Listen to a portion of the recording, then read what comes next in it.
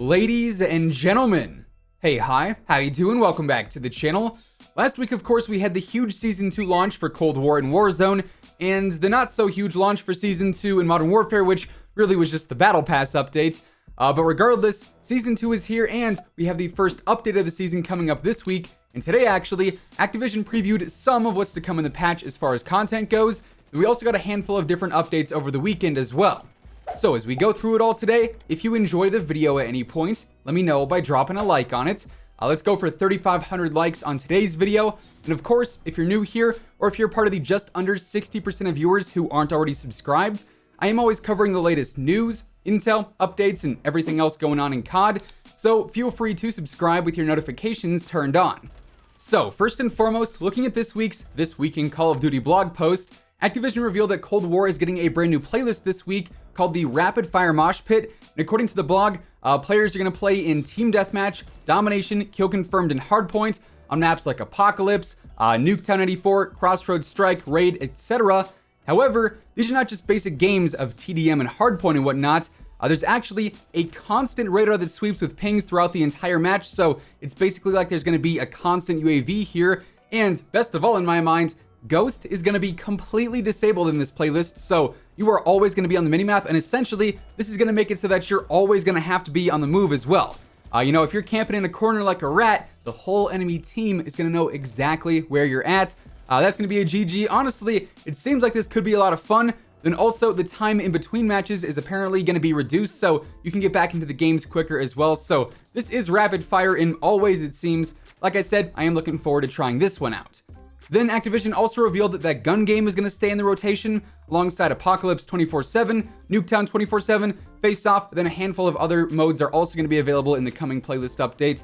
And of course, once that goes live on Thursday, you guys already know I'll be covering all the changes and updates that take place then. Also, just a heads up, the whole free access week for Cold War is still live through the 4th. Right now, you can jump in and play Outbreak and Apocalypse 24/7 and Nuketown 24/7 and a few other modes if you don't have Cold War for absolutely free. And to be honest, if you are trying to level up weapons or complete some camo challenges as a Warzone specific player, I would highly recommend jumping on and grinding out some games while this is live, just to capitalize on that faster XP rate in terms of multiplayer versus Warzone gameplay. Then also just the easier challenge completion. Obviously, 50 headshots is going to go by a lot faster in multiplayer than it would in Plunder or Battle Royale.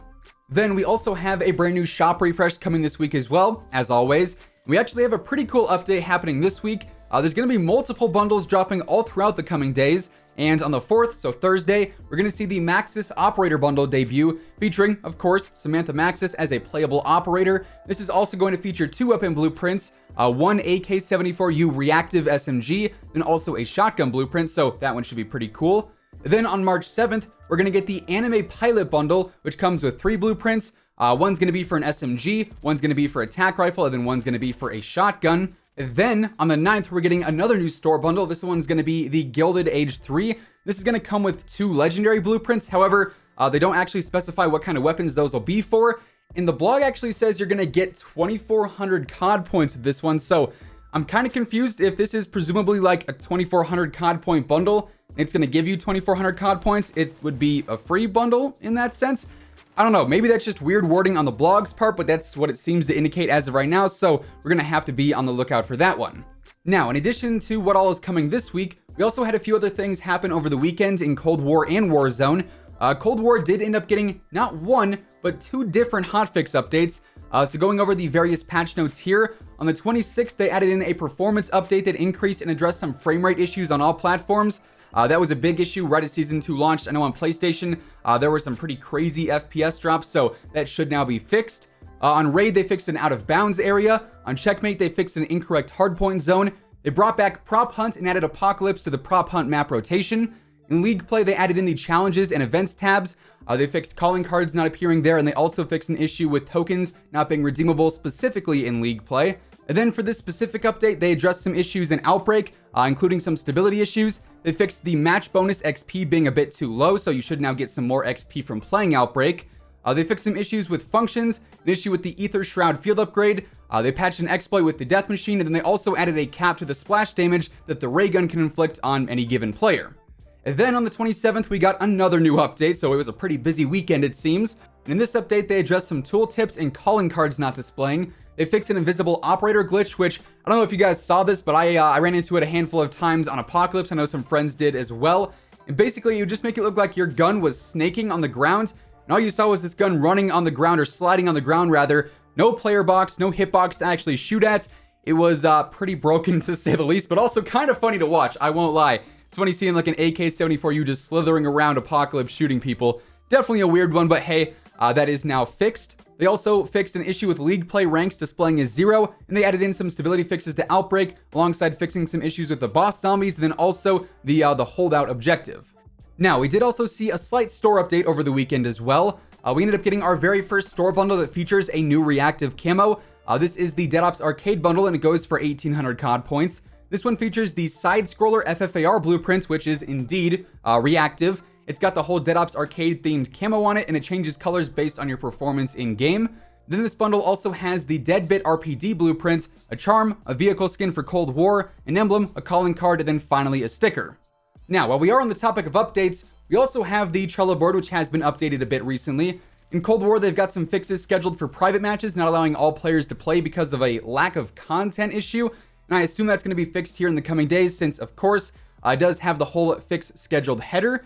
Then in multiplayer, they've got a fix scheduled again for the HUD notifications, which have been really all sorts of whack in Dirty Bomb recently. In Zombies, they have a fix scheduled for increased splash damage when equipping Juggernog and armor. Definitely not so convenient there, but have no fear, that one is being fixed here soon. And then in Warzone, personally, what I am the most interested in is the fix scheduled for the Cold War suppressors. As we know, the Agency, the GRU, and the RAP suppressors have been pretty broken ever since the Season 2 update, as that actually reverted the advantages of using these on weapons like rifles and snipers, so right now they're pretty much useless in most cases. And Raven did say this would be fixed in their next hotfix update, which I assumed was going to go live over the weekend, but lo and behold, it did not. But Thursday at the latest is when I'd expect that to be fixed. They're also working on the armor plate bug, where plates just won't spawn in certain areas on Verdansk, then also tracer rounds not showing up on certain weapons. So yeah, there you have it. With all of that being said, that is some of what to expect in the very first Season 2 update in Cold War and Warzone, and also some of what changed over the weekend as well. And that's going to wrap things up for today. If you enjoyed the video, let me know by dropping a like on it. And, of course, if you're new here and you want to stay up to date with the latest Call of Duty news, intel, updates, and pretty much everything else in between, feel free to subscribe with your notifications turned on. That way you'll always know whenever I upload a new video.